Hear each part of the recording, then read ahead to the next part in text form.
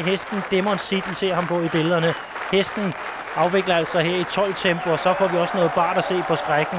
Han er helt eminent. Det er det, der hører sig til at sætte publikum i gang på sådan en herlig søndag. Han er helt eminent. Han slap altså linerne Skrækken og kørte ellers frisk ud af med Demon City, der så sent som i går var med i Sweden Cup indleden heat og blev en flot nummer 4. Så det hører sig med, at Skrækken naturligvis officielt indviger denne Elitelop søndag. Vi har lige haft den mere traditionelle indvigning af denne søndag. Det er en halv times penge med nationalmelodier, med talere med mere. Men det her, det er den ægte vare. Det er det, publikum vil have. Det er det, der sætter gang i det hele. Skrækken, han var også lige ude på bedste fodboldspillermanér på at se ham her. Ude og slå hænderne sammen med publikum, der står ude ved rækværket. Og Demon City, ja, den elsker det her. Det kan man se.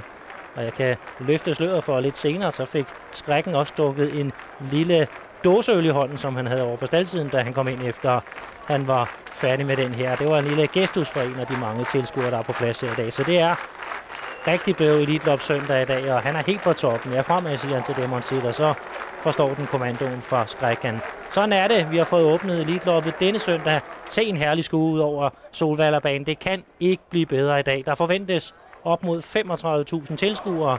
Der er mange danske tilskuere på plads. Jeg ved, der sidder mange derhjemme, der også er klar til denne her store søndag. Jeg kan endnu en gang bare byde velkommen og sige, at det her det bliver en fantastisk flot væddeløbsdag. Både her for Sverige, men så sandelig også for Københavns Galopbane i Klampenborg. Inden vi for første gang skal til at stille over til Københavns Galopbane, ja, så er vi klar til at sende de deltagende kuske afsted ud på en lille præsentationsrunde. Men vi skal naturligvis levere spilleinformation til jer, så hvilket er mere naturligt end at høre Stig H. Johanssons første mand, hvor mange sejre man regner med at vinde hos Team Stig H. Johansson.